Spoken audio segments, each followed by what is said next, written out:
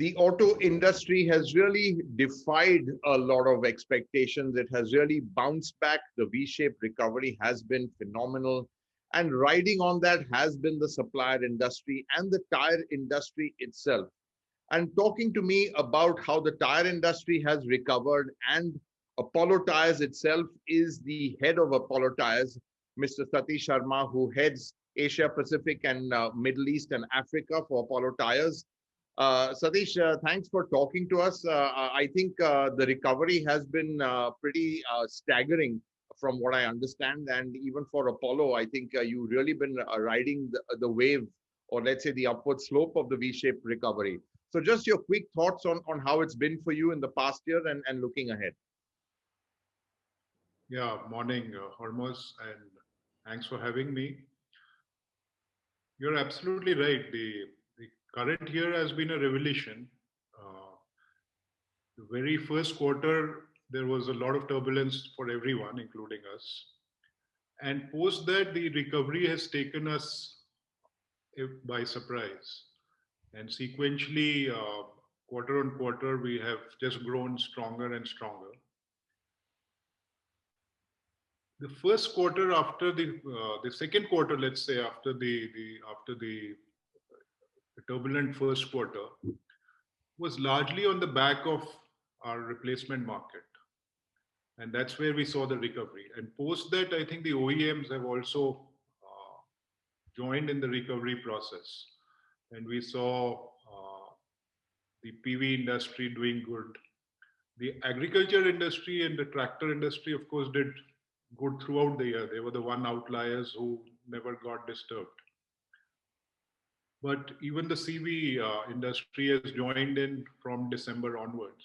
And one is seeing that at least in this current quarter, there would be a standalone year-on-year growth.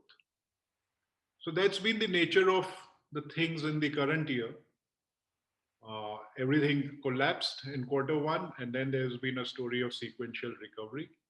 All of us have been engaged in answering the question of whether it is pent-up demand, whether it's sustainable, how long is it going to carry on? That's been the fundamental question that has been needed to be answered. And to be honest, nobody knew the answer to this question.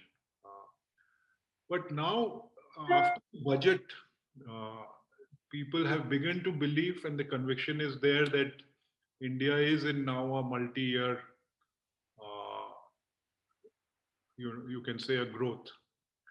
And as far as the auto industry is concerned, different components of the industry are behaving differently. The CV is in a cyclical upturn, which also all the regulations which had come in the past all bunched together, they have normalized, the dust has settled on all of them.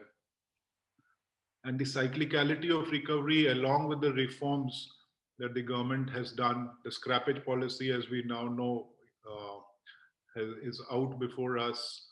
And it's also a structurally strong policy. One is not seeing it as a flash in the pan. It's a structural answer to that concept of retiring old vehicles off the roads in a larger cause of not just reviving the industry, but taking off polluting vehicles off the road.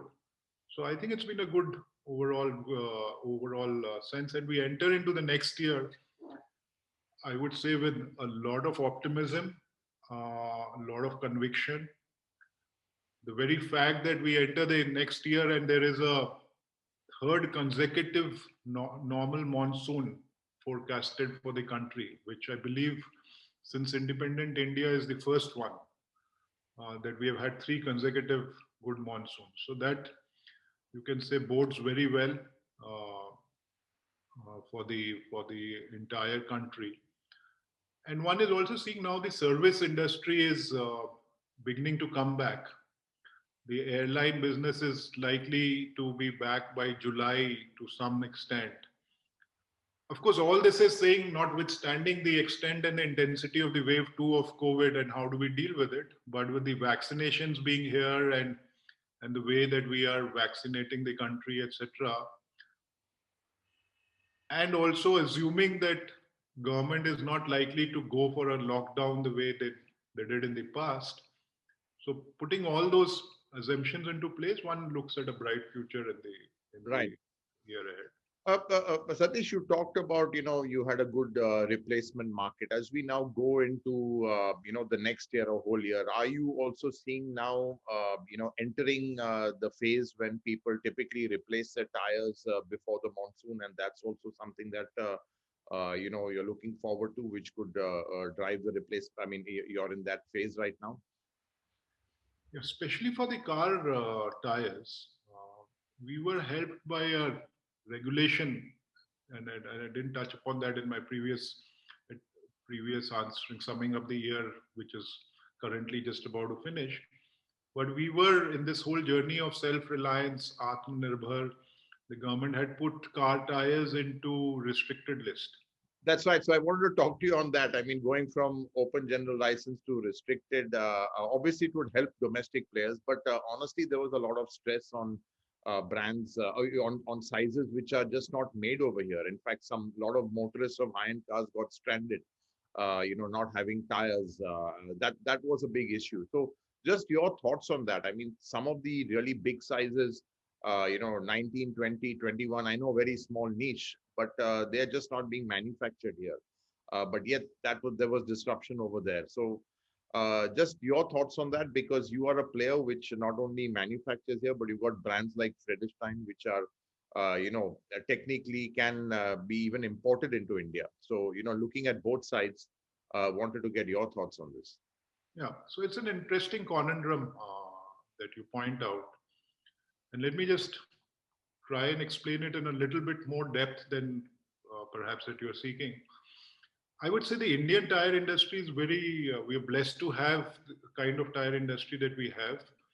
And it's a very matured industry. We make world equivalent benchmarked products. And when I say the Indian industry, I mean the domestic Indian industry, which is a combination of local players and multinational companies which have come and set up. We have now 9 and 10 manufacturers in India. It's not just the 4 Indian companies. So the technology is there. The investments behind R&D have been going up.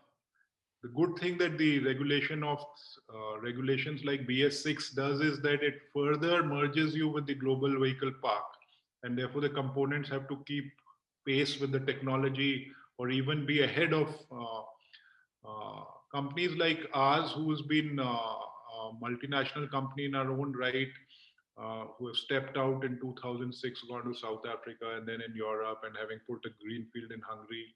Obviously, we make all these tires that you speak needed for the Indian. What happened in India was that since our vehicle park is 98 or 99% a small car country, you know, so to service that 1% of business, 1.5% of business, the OEMs didn't see sense in developing the supply chain in India. They had global supply chains, and they just used those global supply chains to get those Prices. volume vehicles into India. So that did not happen. And even in the aftermarket, companies like us did not look at that niche very carefully, because also in the minds of the consumers, beyond a certain point, the center of gravity would shift to multinational brands rather than Indian brands. So there was that mind block, so to speak. So those are the combination of factors which make the market behave the way it behaved. Thanks to the regulation, what happens is, yes, you could feel a temporary disruption of supply chain, but this vacuum is going to be filled instantly by everyone producing domestically, because they have the technology, they have all the wherewithal to be able to look after this, and it's no longer a niche; it's a growing business.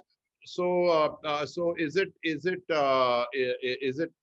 what you're saying is you could make tire sizes bigger than 19, 20, 21 inch? I mean, are you looking at that in India? We can go all the way up to 24 inches. In India? In India, low aspect ratio tires.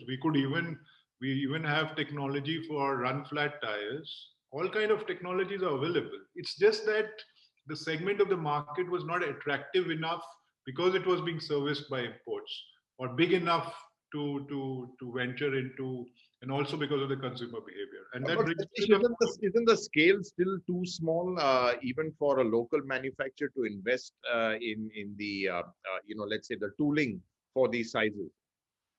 So one is obviously, I mean, those reasons are all there, almost, but one has obviously risen to the call given by the Prime Minister on Atmanirbhar, self-reliance, and every corporate in their own way is trying to align behind that vision. So, for instance, so just to complete that point, we are bringing in our Dutch brand Fredestein, and it's going to be launched very soon in India, and which would cover that entire range of. So it marries the 2 points that I made, that Right. Indian consumer looks for a European kind of a brand on the luxury vehicle. So since we have Fredestein, we would use Fredestein. It's not that we would not push Apollo to, we would push Apollo to the point that it sells or stop selling, so to speak. But we would obviously look at Fredestein to look at this whole market segment of, let's say, 17 to 22, 23-inch, 24-inch tires. So that's our game plan, and we, like I said, that the vacuum is going to be filled very soon. So and there you go. You know, we're going to be launching our tires in the next few days.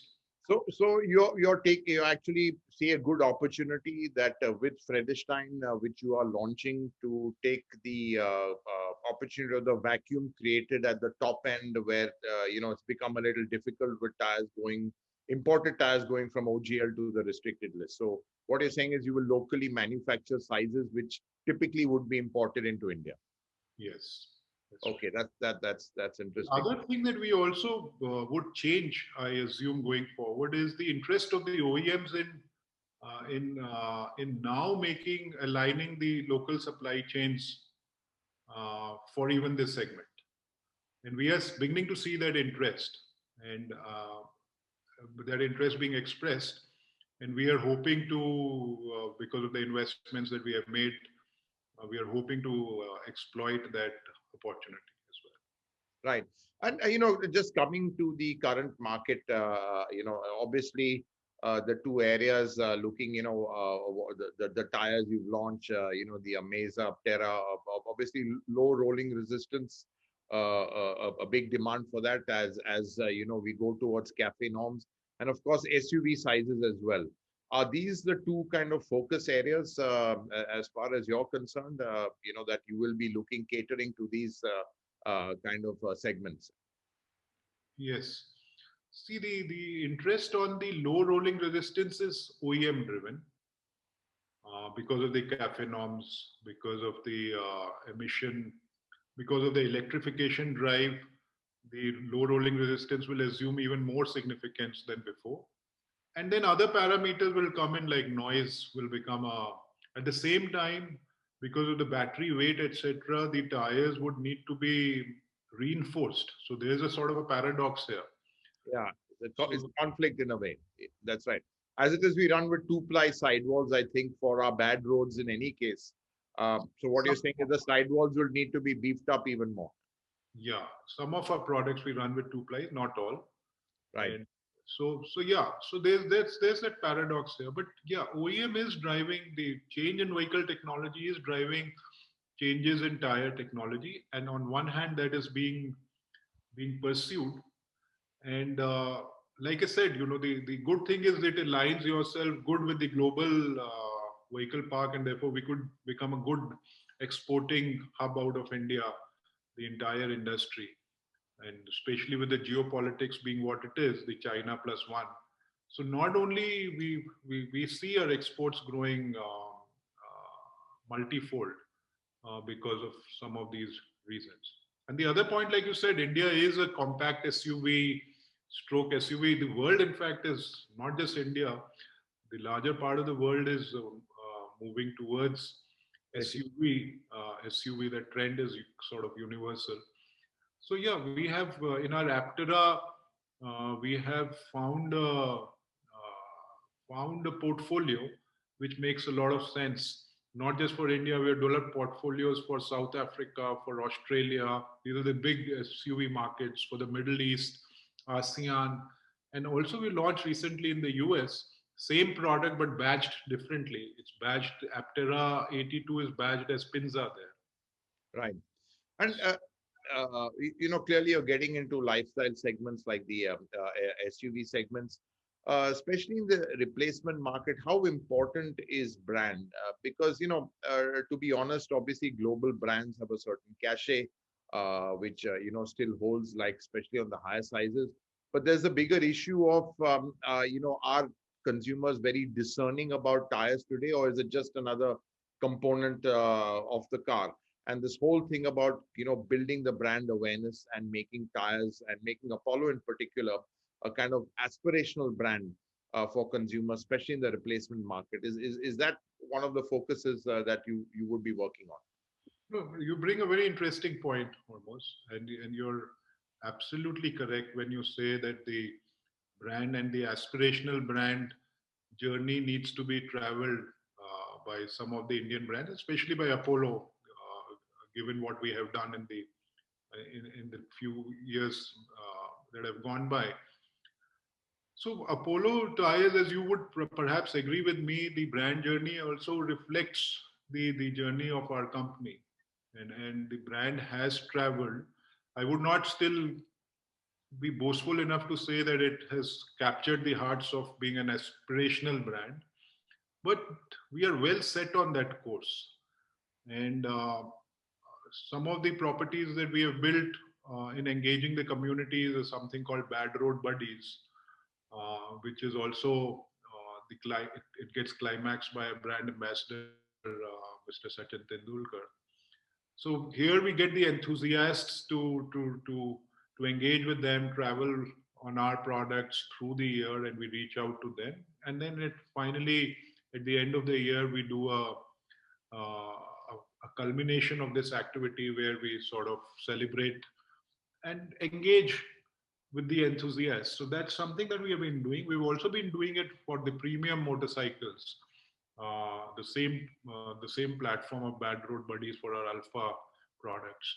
So yeah, the kind of communication that we are doing, the creative pieces that we are doing, the journey with Manchester United, English Premier League, our journey with Indian Soccer League, our enrolling and partnering with Sachin Tendulkar for the kind of brand ethos he brings on. Yeah, you couldn't bring a better brand ambassador because he's so passionate, so genuine. I think that really does help. Yeah, and especially Hormozd, and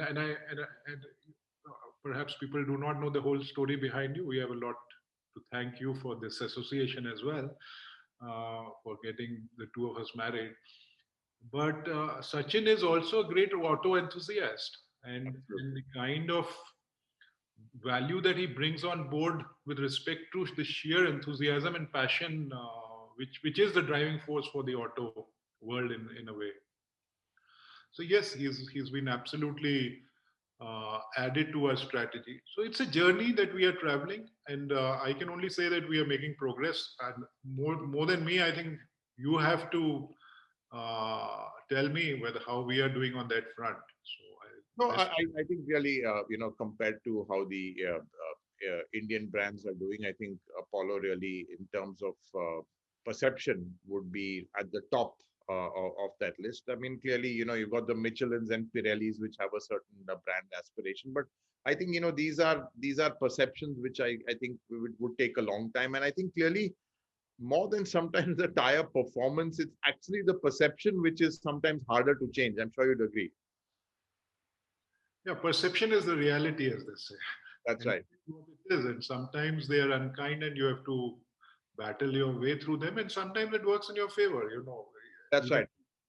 I mean, one of the things is, let's say, again, talking about, global brands versus Indian brands, especially in our road conditions, looking at some of the construction, is it fair to say that the Indian tires generally go for a beefier construction just to make sure that, they withstand the rigors of ruts, potholes, and let's say sidewall damage, etc. Yes, but I would say largely because the Indian companies, we understand the lay of the land better than anybody else. We have been around; it's our country. We've grown up here. We know what we are dealing with, and some of that knowledge, of course, reflects back into our product, to our product briefs, and finally into the product. So I would say again that not that the technology is not there with the with our competing multinational global brands, but it takes a while to understand what you're dealing with, and sometimes you do try to force a global solution on a market which does not accept, and sometimes you learn it the difficult way, and sometimes you do learn it the quicker. So I would just put it to that. Right. And Satish, moving to two-wheelers, where you're also focusing on, how is that market panning out? Because sense one gets is that's a bit of a high volume, low margin game. What's the strategy behind, let's say, getting so deeply into two-wheelers? And at the lower end, of course, you've got players which are properly entrenched over there. Yeah. We have had quite a few brushes with the two-wheeler segment, and not very successful ones. But in 2016, we had a vision of being, pursuing leadership in India. And at that point in time, we understood that if you are not a full range player in India, given the fact that every segment of our country is likely to progress in the and if you really have an aspirations of putting your entire distribution strength to the right purpose, then it was obvious to us that a full range play is what is needed. And that then gave us the answer that we cannot, enter the rural market, or we cannot penetrate the imagination of an enthusiast if we are continuing to keep ourselves away from this two-wheeler. We're, after all, the largest motorcycle market in the whole world. And that once that was clear, then we came out with two-wheelers, and we have a two-pronged strategy here.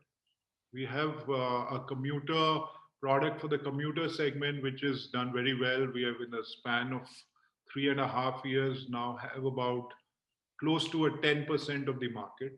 So we have done, I mean, raced ahead, and more than that, it has allowed us a foothold into the rural market, and I must say rightly at the right time, because especially during this COVID, the rural saved India, so to speak. I mean, the rural was what was leading the recovery process, and urban is now catching up. So we really now have one of the best networks in the rural market, and the two-wheeler has had a big role to play in that. But a larger interest is in the premium and the performance segment of the market. And what we see here is that this market is really exploding. And I was just watching very recently the India Economic Conclave, and Mr. Munjal was also speaking about, he was also being questioned about the performance market, and heroes play in that. So that's where the action is, whether it's Royal Enfield or whether everybody is. And here we thought that we should disrupt the market, given that everybody was there. The imported brands were there. The Indians in MRF and CEAT were big players. So we did not wanted to have a Me Too strategy. And we came out with steel radial tires, which were not present in the Indian market. And we catered right, we took on the battle with Pirelli and Metzeler and Michelin's to say that, we provide a domestic product of the same quality as these global brands, and which none of the Indian players have. What they have are fabric radials. So this took the market by it. It was such a perfect positioning of the product, and then it also leads into the performance story, back into the four-wheeler category, premiumization category. So this has been our playground. Our creative communication on Alpha also, broke many boundaries for Apollo as a brand, and we ventured into a space where we had stayed away in a way. We challenged the space, and this has helped us again in the community or the cult building, the bad road buddies that I spoke about earlier. So some of these actions on the two-wheeler have been very exciting. So we have a measured stance, in the a reasonably good volume in the commuter segment, but all our brand focus, our R&D monies, etc., mostly focused towards the performance end of the market. Right. And last question, Satish, it's really been fascinating to hear, how Apollo has evolved and the segments you are looking at going forward. I mean, what is the next big thing, or is it not just one big thing? Because we are moving into a very kind of I would say even an uncertain age, especially the auto industry move towards electrification. A lot of players, some of their existence also is under threat.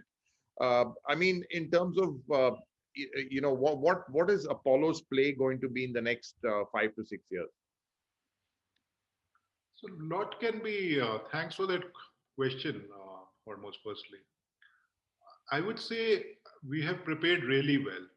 And during this whole journey of our vision from 2016 to 2021, we've built a portfolio which is the best portfolio in the country. We believe that we will dislodge and be the podium pole guys in the Indian market for sure. Steep growth is what is anticipated given what the macro is telling us, where India is headed, uh, where the play that we have done in the replacement market, in the OEMs, the play that we have done in creating strong export portfolios, whether in ASEAN or Middle East or Africa. And we're looking at Europe and US in a big way, production from India and exporting to all these geographies. So all these investments that we have done and capabilities that we have built during this period of time, I believe allows us to exploit all these opportunities in a way which perhaps should be a much better play than some of our competition. Right. So, position where we are almost to. Thanks, Satish, on that very positive and confident note. Just want to thanks. Great talking to you, and really wish you all the best. Glad to see that you have also sprung back from this pandemic to become even stronger, and wish you all the best. Thank you, Hormaz. Always a pleasure talking to you.